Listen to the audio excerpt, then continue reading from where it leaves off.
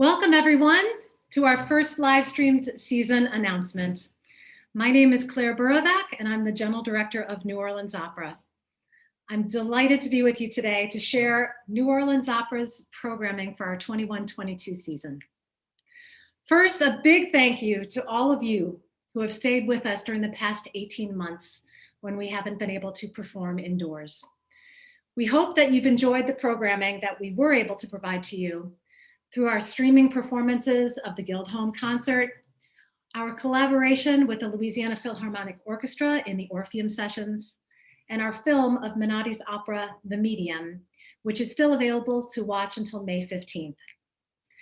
We loved performing outdoors for you at the Guildhome with Opera on Tap in our yard, our driveway concerts this past fall, and of course, our recent performances of Porgy and Bess at Audubon Park. Your support means the world to us, and we are so grateful for the opera-loving community here in New Orleans. We've got 4 great evenings of operatic performances scheduled for the coming year, and you'll notice that some of them are shorter in length. We want to make sure that you are comfortable returning indoors, whatever the mandates for social distancing or masks may be, so that there aren't any concerns regarding the virus. Our partners at the Mahalia Jackson Theater will be working with us to ensure a safe environment for all audience members. We kick off the new season with a collaboration with the Louisiana Philharmonic Orchestra at the Mahalia Jackson Theater in November, with a semi-stage performance of Act 1 of Wagner's Die Walküre, our first performance of a Wagner opera since 2010. Act 1 of Die Walküre is a standalone masterpiece, which is performed often as a solo work. Music director Carlos Miguel Prieto will conduct the LPO, and the staging will be directed by Sarah Ina Myers, who is a member of the directing staff at the Metropolitan Opera. The evening will also include film projection created by award-winning filmmaker Samantha Aldana, who lives right here in New Orleans. We've got a great cast of Wagnerian singers planned for this production, all of whom will be making their New Orleans Opera debuts. James Cresswell will be performing the role of Hunding, a part that he's done multiple times in Germany as a soloist with the Komische Oper Berlin. He sung for the Metropolitan Opera, San Francisco Opera, and the Los Angeles Opera, among many others. Tenor Kevin Ray will portray the role of Siegmund for our production. A recent prize winner of the Wagner division of the Listener Foundation competition, Kevin is a graduate of the Houston Grand Opera Studio and has recently made both his Metropolitan and Los Angeles Opera debuts. Finally, our Sieglinde will be sung by Felicia Moore, winner of the Birgit Nielsen Prize at Placido Domingo's Operalia competition. Felicia is on the cusp of a major career as a Wagnerian soprano. She was scheduled to make her Met debut this past season following operatic and symphonic performances all over the United States and in Europe. We've got a short clip of Felicia to share with you now. This music you're about to hear are the final few minutes of Einsam in trüben Tagen from Wagner's Lohengrin.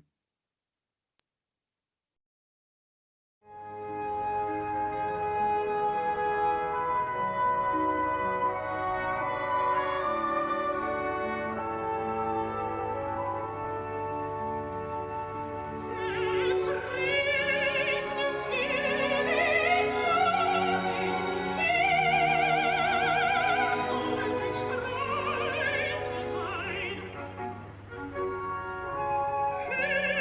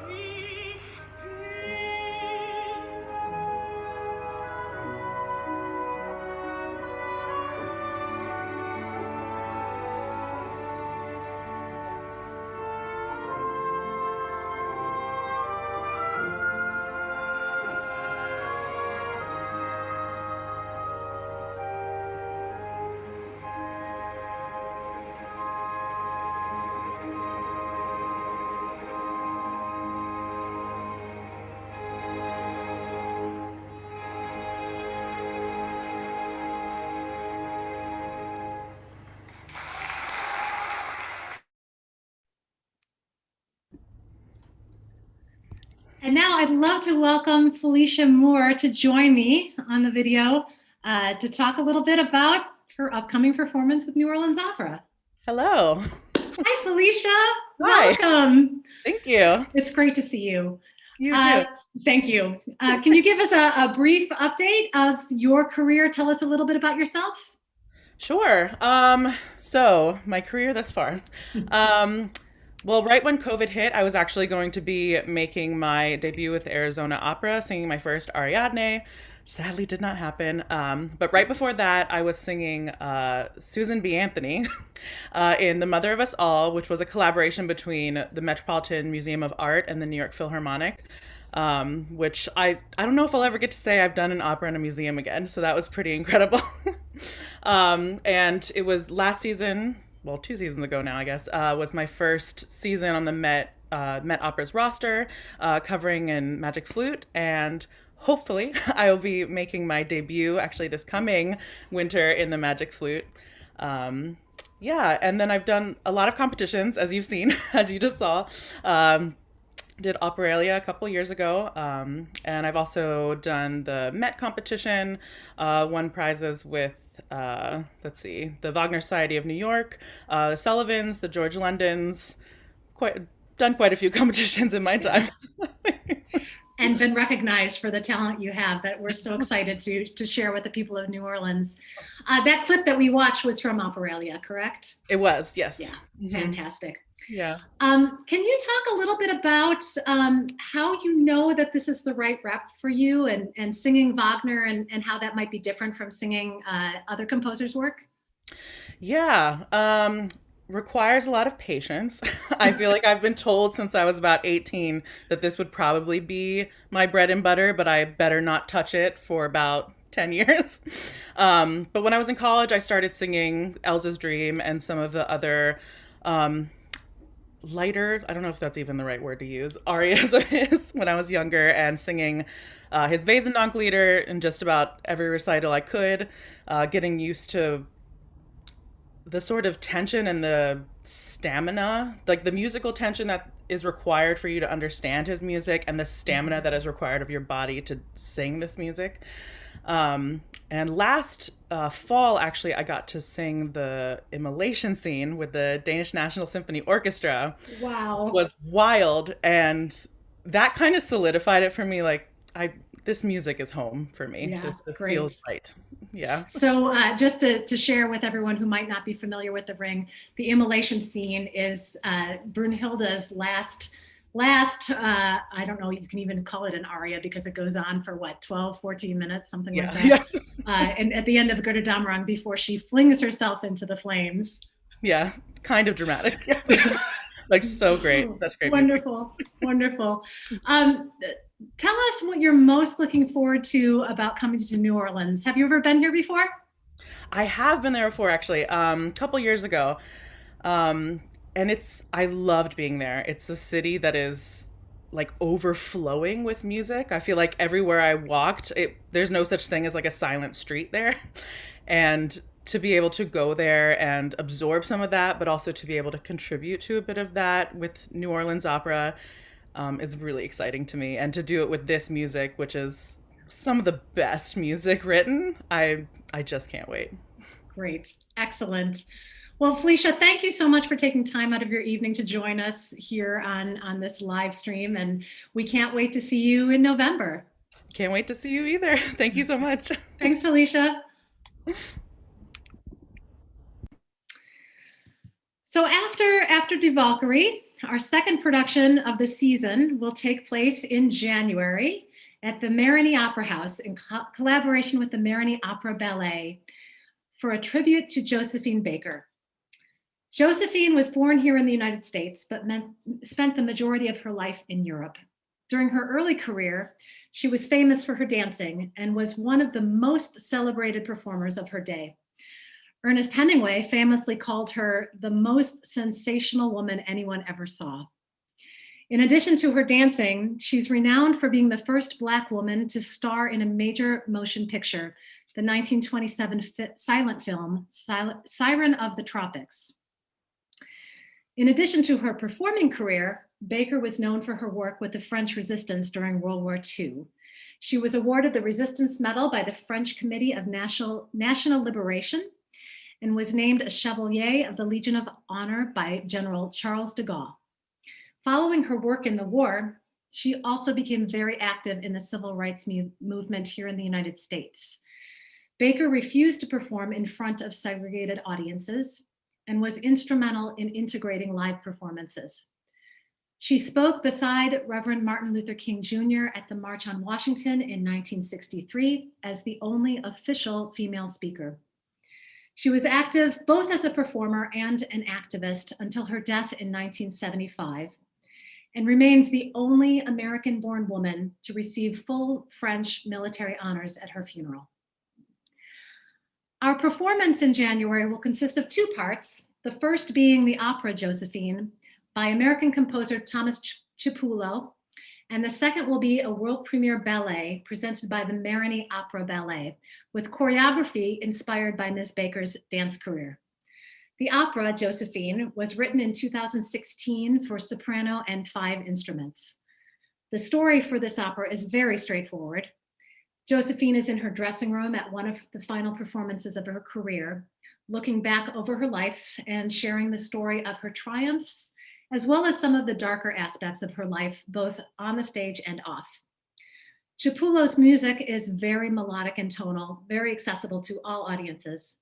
The Washington Post hails this opera as theatrically riveting, and the DC theater scene calls it an absolute joy to behold. This opera will be directed by Lauren Turner, the producing artistic director of New Orleans theater company No Dream Deferred. Conducting the opera will be Jerry Lynn Johnson, founder and artistic director of the Black Pearl Chamber Orchestra in Philadelphia. And our star portraying Josephine Baker is Laquita Mitchell, who has sung leading roles all over North America and Europe.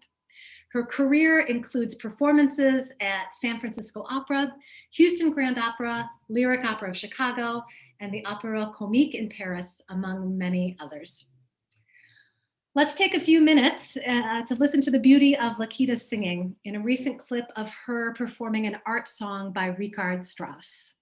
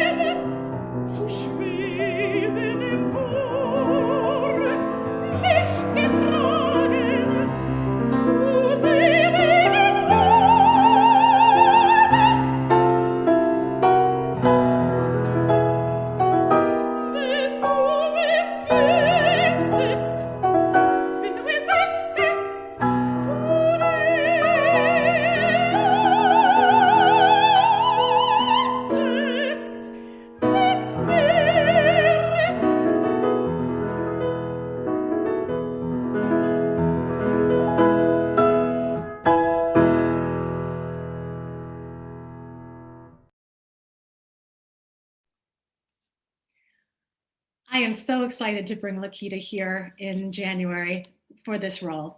I think it's going to be a beautiful performance. I'm delighted now to introduce Maestra Jerry Lynn Johnson to join me. Let's meet our conductor for Josephine. Jerry, hi, how are you? Oh, I can't hear you. I think you might still be muted. Apologies. No problem. How are you? Great, great. Wonderful to have you here. Thank you for joining us. Well, it's wonderful to be here. Thank you for having me. Pleasure, pleasure. Can you tell our audience a little bit about you and your career? Certainly. So I started my own orchestra about 11 years ago called Black Pearl Chamber Orchestra. I thought that there was a niche in the market that needed to be filled around diversity, equity, inclusion in classical music. And so I am based here in Philadelphia, which is where I am right now. I'm looking forward to making my first trip down to New Orleans.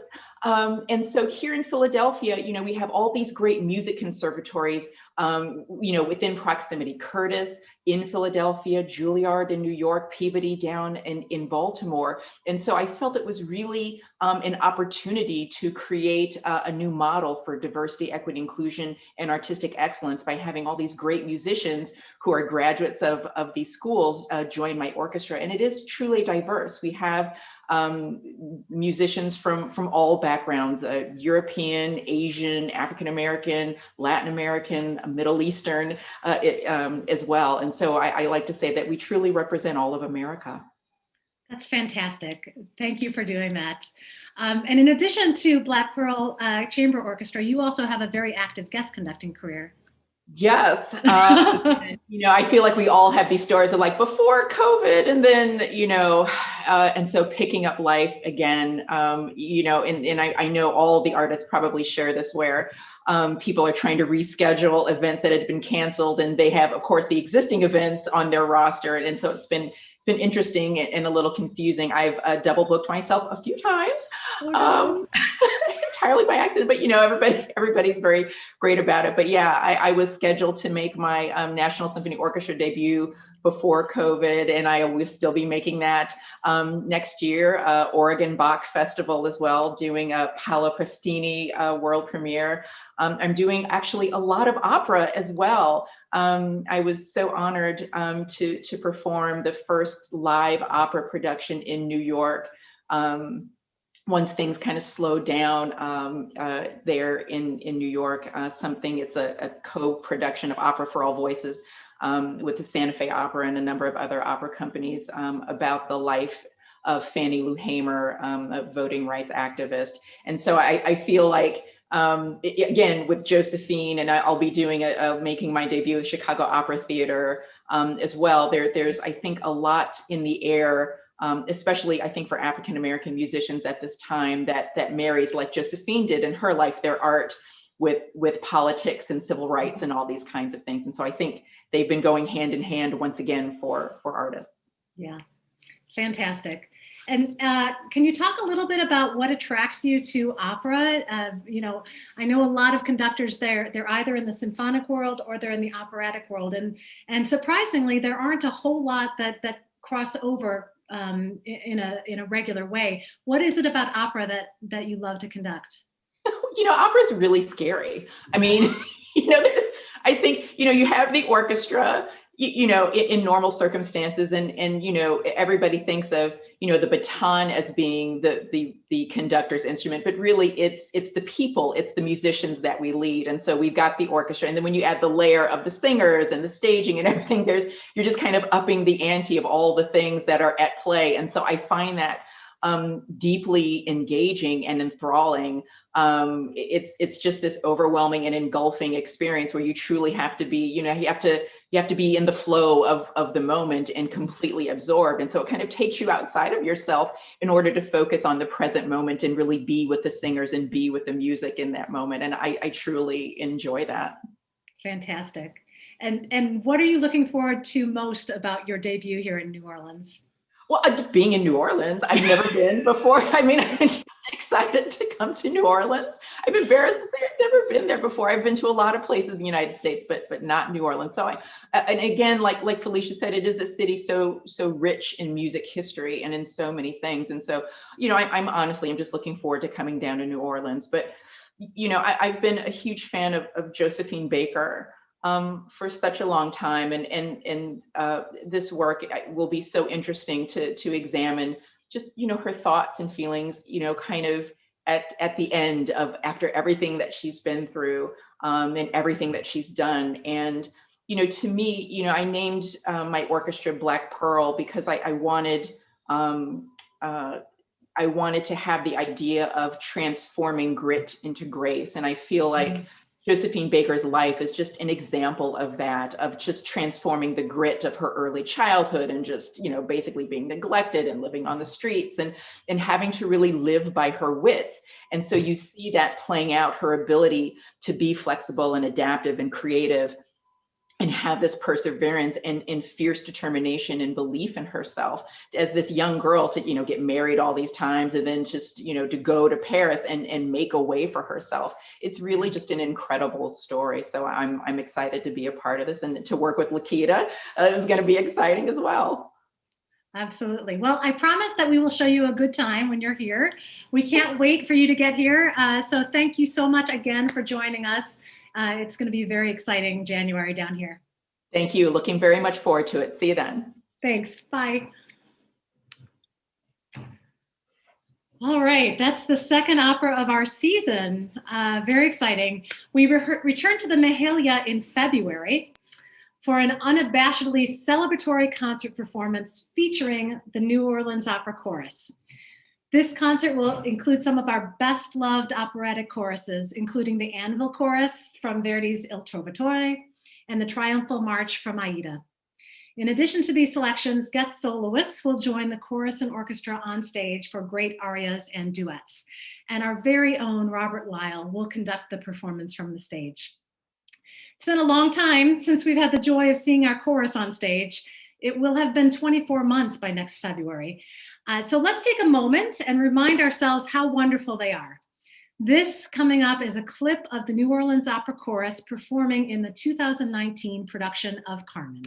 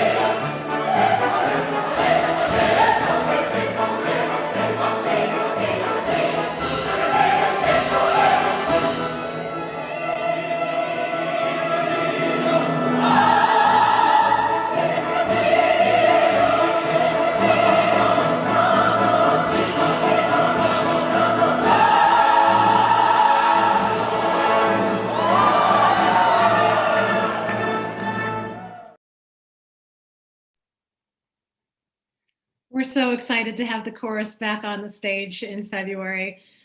We've been looking forward to it for a very long time. I now have the great pleasure of introducing one of our soloists for this concert, Emily Trage.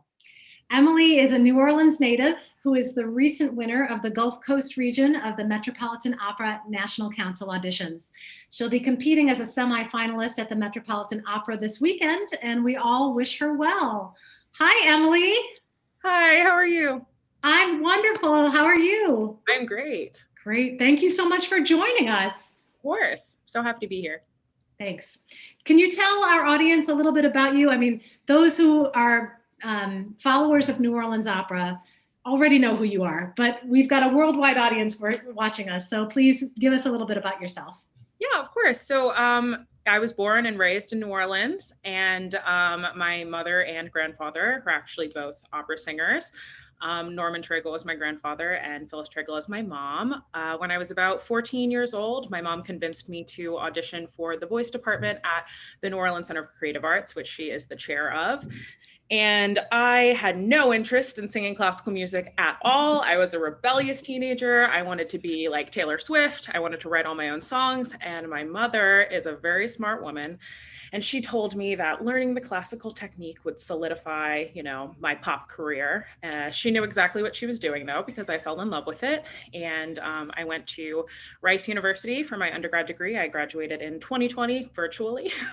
And I just completed 1 year of my master's at Rice, and I will be actually leaving Rice early because I am joining the Houston Opera Studio in the fall, which is amazing because my mom actually joined the Houston Opera Studio after completing 1 year of her master's at Loyola back in the 80s. So it's kind of crazy how full circle that is. Right. Wow. That is quite a coincidence. Oh my goodness.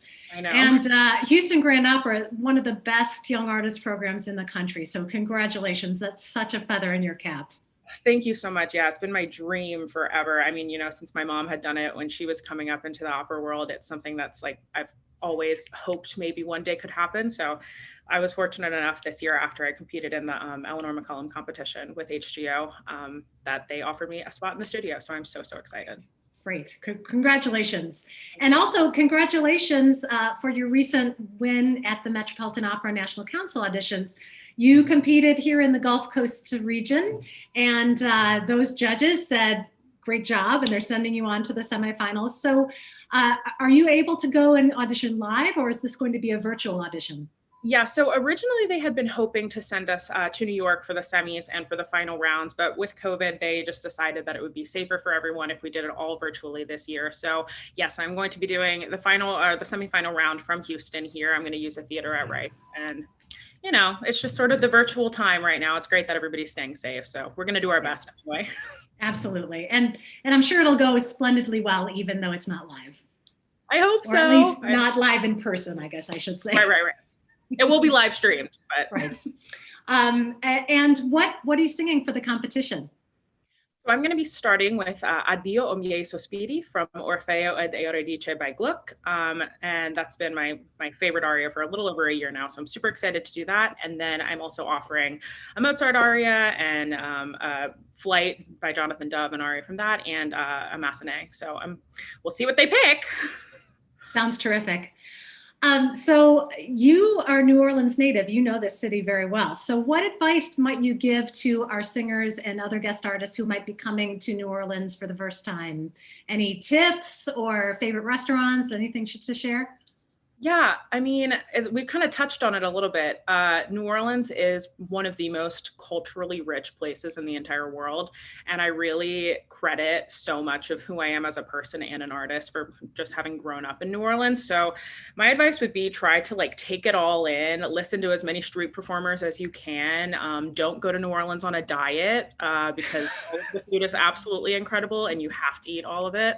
But yeah, it's just, I miss New Orleans so much. I haven't been back in a while because of COVID. So just really try to absorb it all in. It's a beautiful, beautiful city. There's no place like it in the world. That is the truth. I can't wait for things to start opening up even further than they are here because, as you know, I moved here in September and haven't gotten to experience the fullness of New Orleans quite yet, but I'm looking forward to it. So. Well, Emily, thank you so much for joining us. We all wish you all the best for this weekend, and I hope that things go well with the Met competition, and we'll see you on the Mahalia Jackson stage next February. Yes, thank you so much. Pleasure. Take care. I want to take just a moment to thank the Amici group here in New Orleans, and that's the group that supports and organizes the Metropolitan Opera National Council auditions, both at the district level here in the city and the regional level throughout the Gulf Coast. The work that the Metropolitan Opera National Council does to discover young singers and really give them a path forward to be heard by people around the country is amazing. And it's volunteer run. So thank you to all the volunteers in the Amici group who helped make this happen. Okay, so the final production of the season, back at the Mahalia Jackson Theater in April, Puccini's beloved La Bohème. There is a reason that this opera is often considered the greatest ever written, with its soaring melodies and heartbreaking story. I personally can never get enough of it. Written in 1896, it inspired two different Broadway adaptations, Jonathan Larson's Rent and Baz Luhrmann's Bohème on Broadway.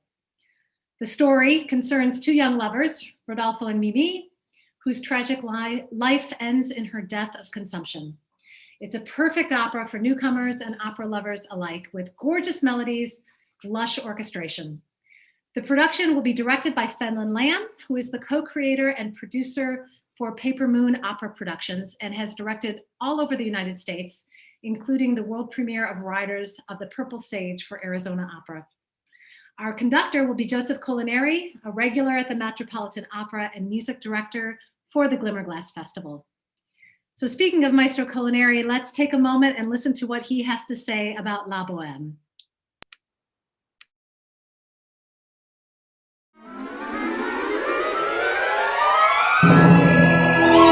This opera by Giacomo Puccini, La Bohème, is Puccini's fourth opera. And I often think, why do people love this opera? They love this opera because the music is about, and the story too, is about being a human being. It's about falling in love. It's about being happy, finding those times of joy in your life, and then suddenly facing sadness and tragedy at the end. And we all have ups and downs, we have joys and sorrows in our own lives. And so, as an audience, we identify with this beautiful story. This opera is a great experience, not only for those who have seen the opera many, many times, but also for young people. This is a fantastic opera to bring young people who come to the opera for the very first time.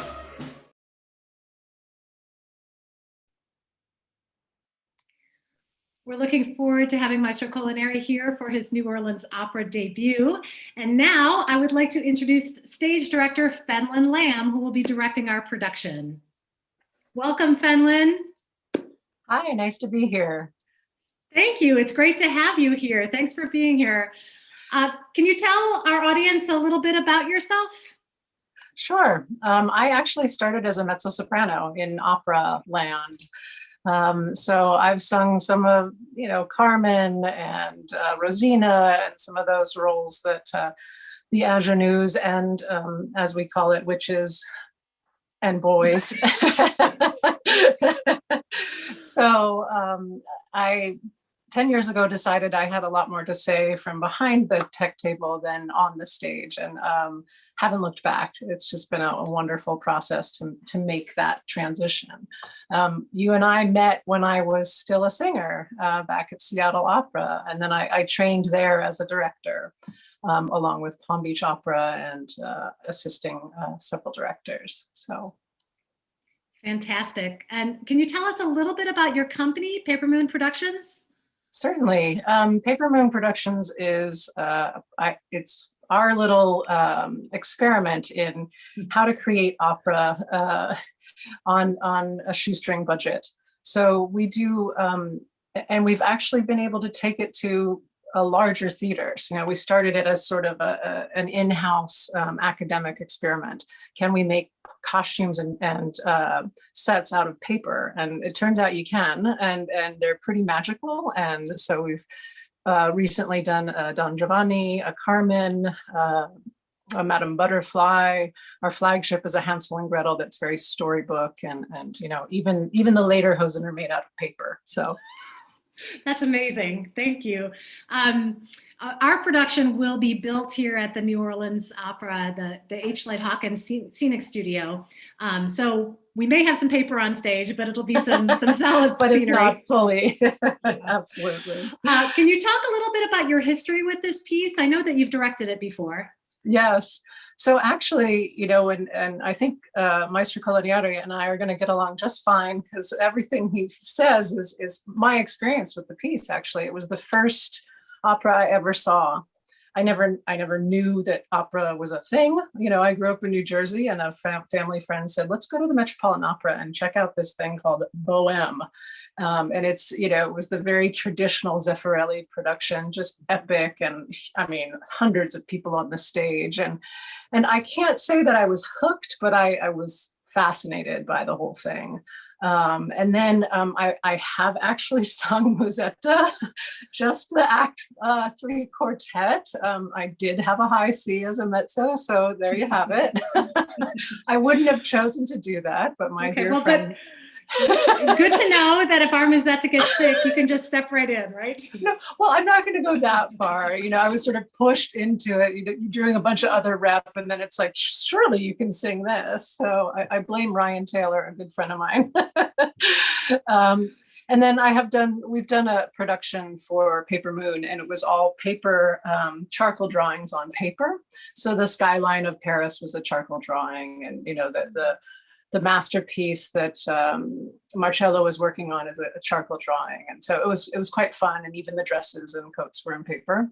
And lastly, I did it at Palm Beach Opera. And it was one of those things where, oh, sure, I know this opera, but wow, Act 2 is, it's huge. And I can just remember standing up on a chair to get a bird's eye view, because we often rehearse without the levels, and, you know, and so trying to figure out all the movements of all the supers and the children's chorus and, you know, all the vendors, and then still keep focus on our merry band. So it's a lot of fun, this opera. Just, it's a joy to direct. So. Yeah, and you're absolutely right. There are a lot of people on that stage in Act 2. Boy, oh boy. What can you tell our audiences about the kind of production that they're going to see when they come to New Orleans Opera next April? I'm really looking forward to working with Stephen Kemp, and we're going to come up with a sort of variation on a theme, right? We're going to definitely go with the traditional world of the 1830s Paris, and so that 19th century lavish, large, epic, you know, what you come to expect of opera, especially the first time you want to come to an opera. But it'll be recognizable by people who've seen it, you know, a bunch of times. They'll give something new, something old, not something borrowed or blue, because nobody gets married. Well, maybe borrowed, but so, and then the other kick for me, so that's the best part of being a director, is having your vision on stage, you know, watching it come to life. And, you know, the singers are such a huge part of that. And every time you come to a show, it doesn't matter how many times you've directed it, you get this new energy from the cast. And, you know, maybe you can share, are you sharing names of cast members? Not yet. It's a young and exciting cast. And I know some of them, and I'm really excited to meet others. And each singer just brings their own wealth of knowledge and feeling to the role. So then, you know, as Maestro Colonieri said, it's such a human story. So we all come together as humans, finally, again, in a theater, and we present something where we're all breathing together, waiting for that next bit of to be revealed. And, you know, this is the time, because for me, Puccini always, you know, the story, you know, Mimi, you know, perishes at the end, but every time you hope that she doesn't, you hope that she somehow makes it through to the end. So it's I'm really looking forward to being there and back in a theater and back in a rehearsal room. Yes, she breaks your heart every single time without fail. It's true. Well, Fenlon, we are really looking forward to having you here as well. We can't wait to see you here in New Orleans in just under a year. It'll be terrific to have you here. Thanks so much for joining us this evening. Have a wonderful night, Claire. Thanks, Fenlon. As Fenlon mentioned, casting for La Bohème will be announced at a later date. So there you have it. That's our season. I'm so excited to share these great operas with all of you. Don't forget, every New Orleans opera production includes English captions projected above the stage. So you don't need to speak any foreign languages to understand what's happening and enjoy the opera.